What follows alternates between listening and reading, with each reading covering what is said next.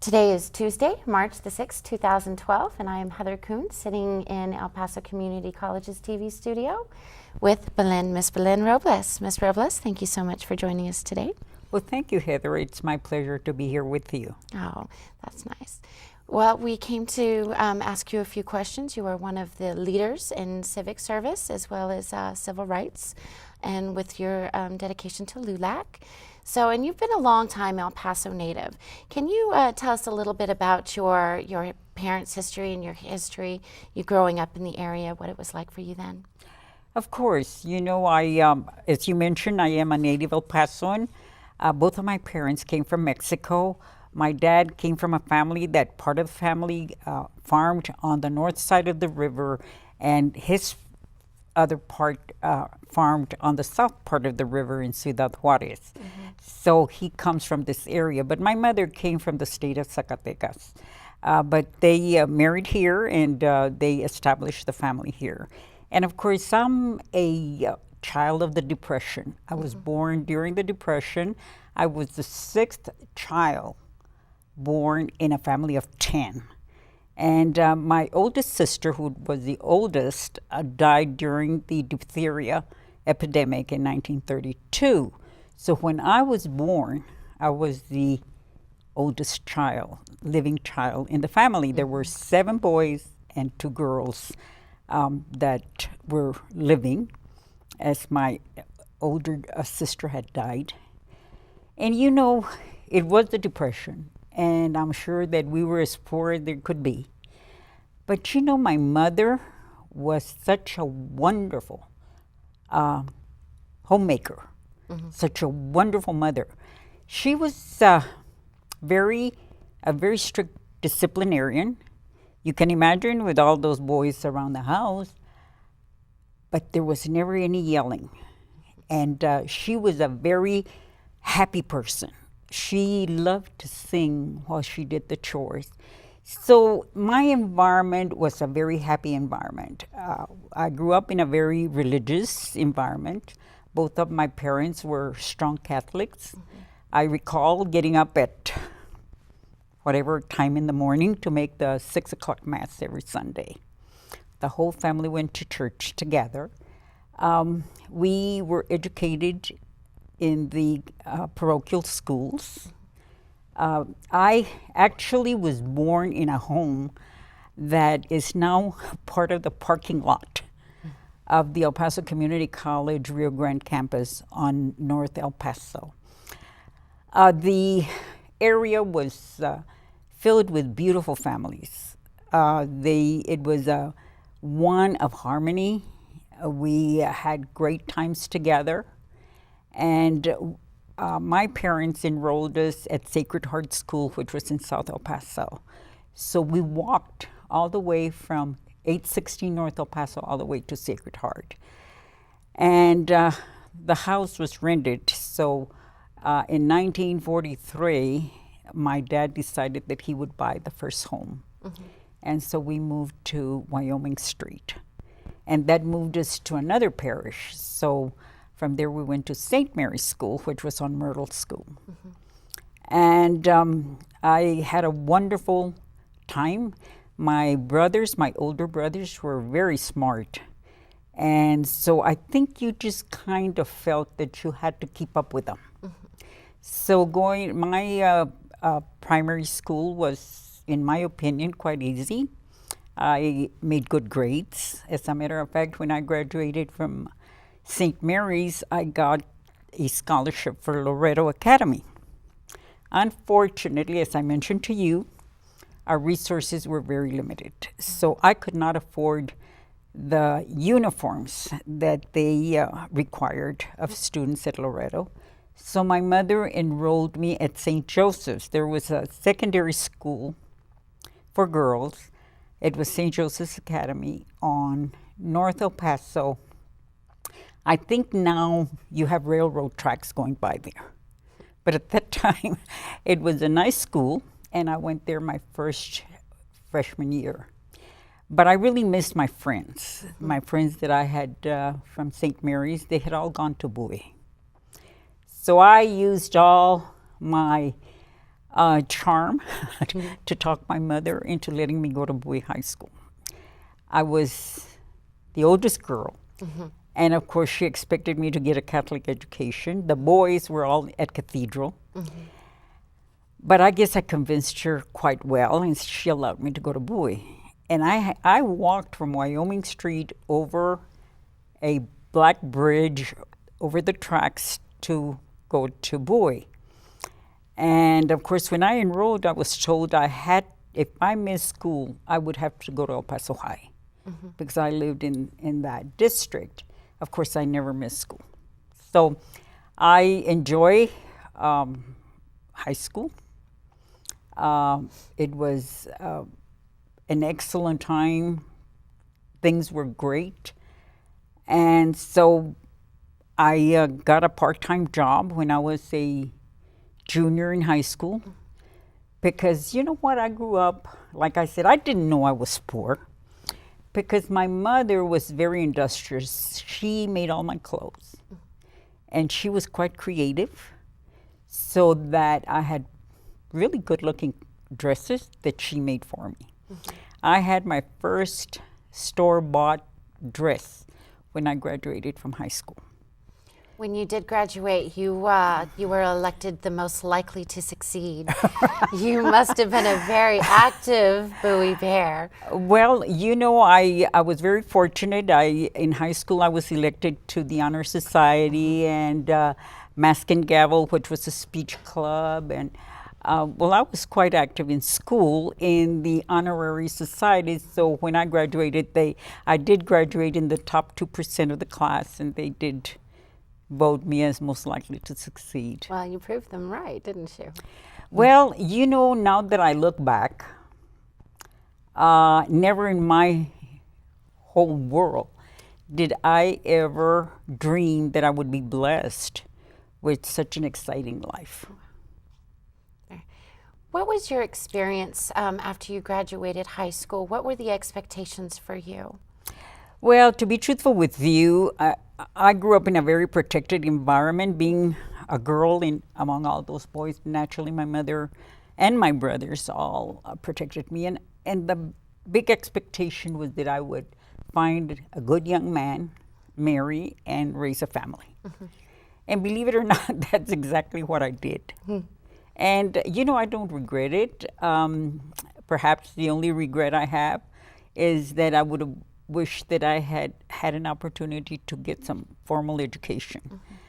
But as life has it, I think I've had an excellent education. The School of Hard Knocks.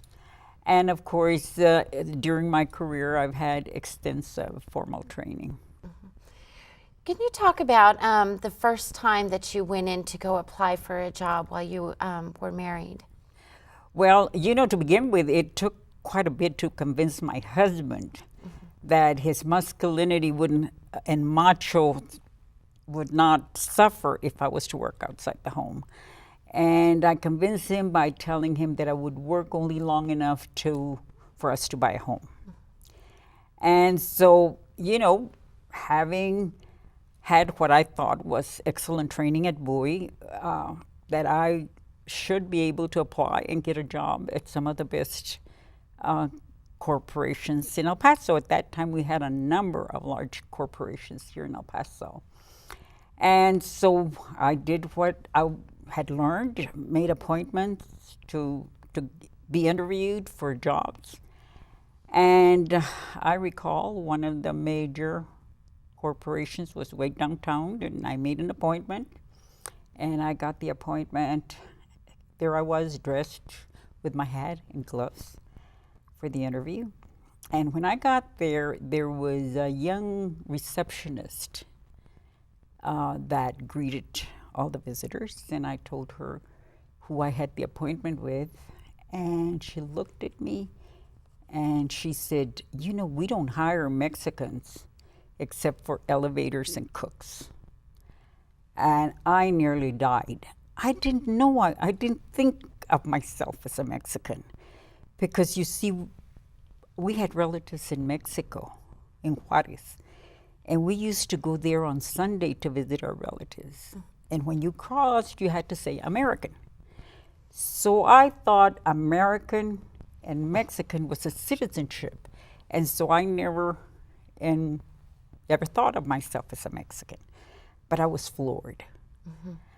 Of course, I retained my composure and I said, well, it doesn't matter what you think. I have an appointment with Mr. So-and-so, and will you please direct me in that direction? And of course, she said, well, you're wasting your time. And of course, I went up. And I did have an opportunity to interview. And of course, by then, I was kind of flustered. I can't tell you how it affected me emotionally. I really had to do everything to get myself under control. But when I got there, I did tell the gentleman, you know, your receptionist downstairs just told me that you don't hire Mexicans except for elevator girls and cooks, and I'm not here for any of those positions. I'm here to work hopefully as a bookkeeper or as a secretary. And of course, he was himself flustered. He said, oh no, Mrs. Robles, that is not true. Let me make some phone calls and blah, blah, blah. And of course, he went through the motions, had me fill out an application. And then, of course, he said, we don't have anything at this time, but we will call you. And of course, they never did. But, you know, I think that was a lesson I needed to learn. Because since I had grown up so protected in a neighborhood where I would say that a good 80% of all our neighbors were of Mexican ancestry, I had gone to these schools where the large majority of the students were of Mexican ancestry. And so I never had any type of discrimination exhibited. So this was a rude awakening. But it did demonstrate that that type of attitude did exist in El Paso. And I think that's what made me realize that I had to do something to ensure that it wouldn't happen to my children. What led you to the Department of Justice when you joined and you started working there? Well, actually, I wanted a good job. I had had an opportunity to work as a secretary in a real estate and insurance company, but they didn't have any benefits. So I thought, well, it looks like I may have to work longer than I thought. And so I took the federal exam for a position in the government, and immigration was the first agency to call me. And I actually was very pleased that they called me because I had already applied with the state, and the state had hired me. But before I reported for work, immigration called. And so I went to work as a mail-in file clerk with immigration. But it was an interesting job, and I decided this is just the entry. I will make sure that I will go up the ranks. And so I brushed up on my shorthand and my typing. I took some Spanish courses because they started requesting that I serve as an interpreter in exclusion and deportation hearings. And even though I grew up in a totally bilingual home, I was still used to using English when I ran out of Spanish. And so I thought, well, if I'm going to be able to do interpreting work, I've got to brush up on my Spanish. So that's the way I was able to move up in immigration. I became their interpreter translator for immigration, deportation, and exclusion hearings. But then that was the end, because there was no way that you could go from a staff position to an officer position. And that's when I thought, well, if I can't do it in immigration, I'll find some other place where I could do it. So Customs happened to be hiring. And so I took the Federal Service Entrance Exam, passed it, and was hired as a inspector trainee. How many years did you work for Customs? Oof. Well, when you combine immigration and customs, I worked the maximum, 42 and a half years.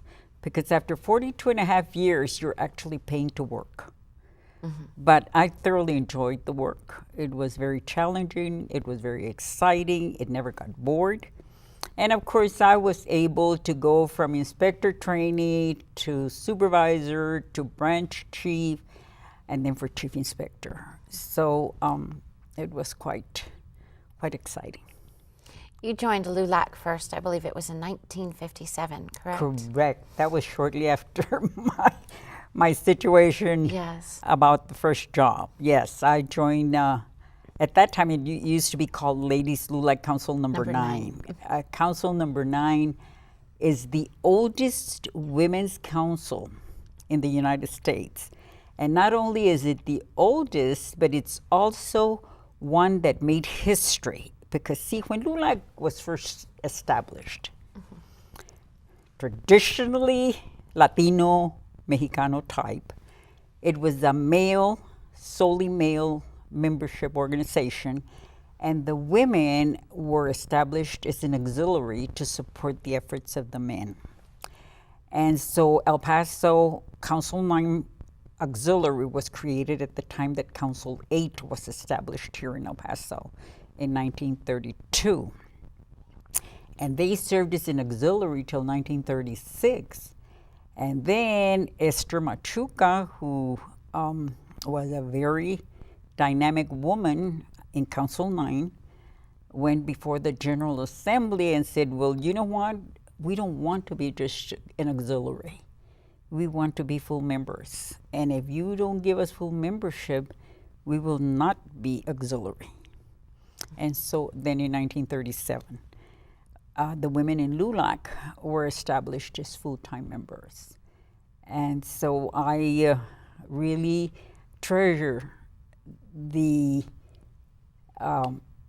tradition and the goals that were set by those pioneer women. What were some of the early projects that you worked on with LULAC in the Ladies' Council? Well, in 1957, of course, there was a strong focus on two segments of our society. They were the children, because we felt that there had to be a strong basis for their education. So we were involved with the Little School of 400, where we taught preschoolers the basic 400 words in English, so they would feel more comfortable when they started school. Of course, then there was the scholarships. And then for the elderly, we felt that we had to take care of the elderly. But when I became president in 1964, we established English and citizenship classes, because at that time we did not have adult education. And we have always had a large segment of immigrant population. And it is amazing, but I personally was involved with the citizenship classes for about 5 years. We taught them on Tuesdays and Thursdays for 2 hours. 1 hour was English and 1 hour was history and government. And then 5 minutes before they went, I called it the real citizenship training, where I encourage people, once they became citizens, they had to take the responsibility of citizens and be involved in the election process. Because I've always felt that you must be engaged in the political process. And so it was quite exciting, and we continued that until the school district started adult education. Speaking of the school districts continuing, on your little school of 400, that is now evolved into Project Head Start. Right. As a matter of fact, President Lyndon B. Johnson was then a senator, and he saw the results of this program. And so when he was a senator, he really worked hard to establish Head Start. And so I think LULAC has made some great inroads in education. But you know, some of the education isn't always in the classroom. As a matter of fact, I remember when I first came on board, we were teaching new mothers about how to safely nurture their children after because we had a high mortality Yes, rate infant mortality after in El birth. Paso. And so we would go in and train them on how to boil the water before they gave it to the child, and safe methods of feeding and all of that. Likewise, in now more later years, we are involved in financial literacy for our women and other type of training that we feel is very important for their quality of life. While you've been with LULAC, you've held virtually almost all the offices and elected. Could you tell us about some of your more challenging political? Well, let me share with you that I was the first woman to ever run for president. I dared, after I had been the secretary, the national secretary, from 1964 to 1969 under 4 different presidents. And at the end, I was actually the one formulating policy. And so in 1969, Judge Alfred J. Hernandez, who was the outgoing president, said, you know what? You're the best qualified person to run for president. And the convention was held in McAllen, Texas, the heart of Metro Country. Anyway, I think the biggest challenge was that I was totally naive in politics. Okay? And I think that's true for most women, because most women are not by nature involved in politics other than voting. And so consequently, it was quite a learning experience, because in any organization, just like in regular politics, it's politics. And so I just wasn't prepared. I was not prepared to have some of my strongest supporters tell me that they loved me and they thought I was extremely well qualified, but they did not feel comfortable having a woman lead the discussion on issues of great importance to the Latino community.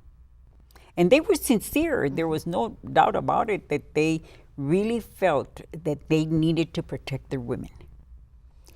And so that was a big challenge. It took years to change attitudes, and of course, and learn to run as the process has been set.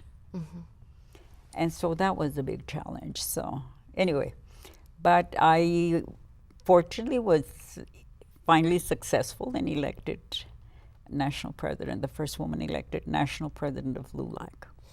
How are you still involved with LULAC today? Well, I still, of course, I'm always very active with my local council, because I think it's very important that women think globally, and we have to, but we have to also look at the local level. So I still have been very involved at the local level. As a past national president, I'm a member of the board at the national level. And I also sit as a commissioner on the Women's Commission at the national level. Okay. Currently, you are a member of the Board of Trustees, elected for District Number 3 yes. for the El Paso Community College. Why don't you tell us why you decided to run for the board? Well, as my track record shows, I have been very involved in many areas of education since I was first involved in community activities.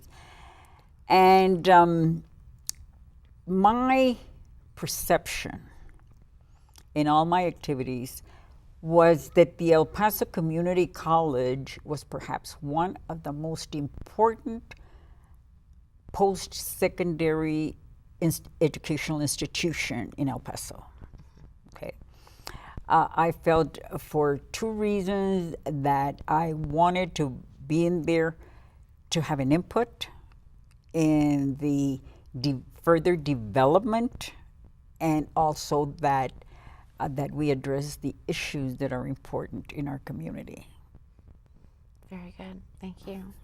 So what else do you like to do besides what the public knows about you with LULAC, what you do at the college? What else does Ms. Robles like to do? Well, you know what? I love to do many things that have a positive impact in the community. I belong to other boards and commissions, but I think the part that many people don't see is the fact that I am so proud of my family.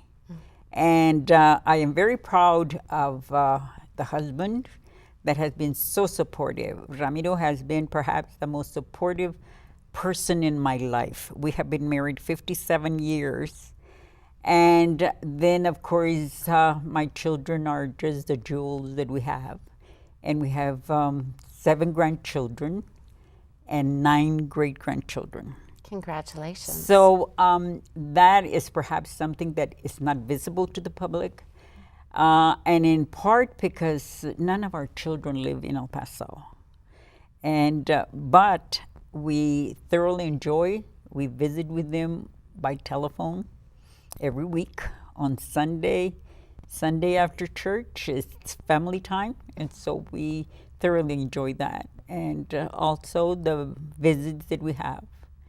And as we see our boys becoming great fathers, my daughter becoming a great mother, and then on down the line, you know, it's just wonderful to be able to enjoy and cherish those visits and those times with the family. You have been such an active woman for civil rights through LULAC and doing civil service, especially, you know, helping the Latino community. What do you think about today's anti-immigration sentiments that you see across the country? Well, you know what? It's really not anti-immigrant. It's anti-minority. You know, it is unfortunate that the growth of the minority population throughout the country, every state is seeing this great growth, particularly in the Hispanic community. And I believe that people would like for things to stay the way it was when they were growing up. But that's not possible, because the Latino community is here to stay. And actually it brings a lot of vitality and strength to the community where they reside. And I think it's just the fact that they don't fully understand. You know, if you read the history of this country, there were those doubts about other segments of the population. Yes. And it's just that some people don't want to take the time to get to know us. Because I'll tell you what, I have been asked, when did you arrive in this country? So it's actually not a matter of a person that is actually just arrived or was born in another country. It's just anybody that appears to be different. And so it's all a matter of educating and putting the real who we are out to the public. Because unfortunately, the media focuses on those negative issues of immigrants and minorities, like teen pregnancy, like gangs and drugs, and all of those things that are not positive. But yet, if you explore or research the achievements of newly arrived immigrants, Excuse me, pardon me. you will find that They greatly contribute as entrepreneurs. They greatly contribute to all the aspects of our society. What would you like to leave as your legacy? What would you like people to most remember about Belen Robles?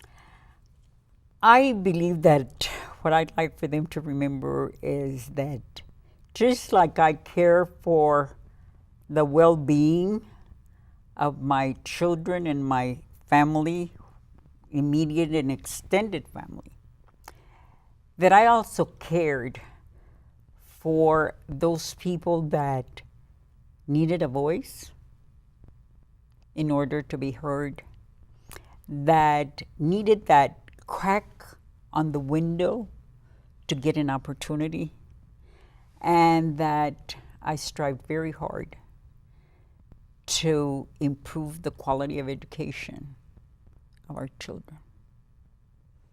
What do you see for the future of El Paso as a community?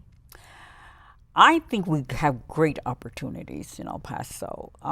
I always see El Paso as, even though we now have a very serious situation in the safety of our country, but I see El Paso as the gateway to Latin America.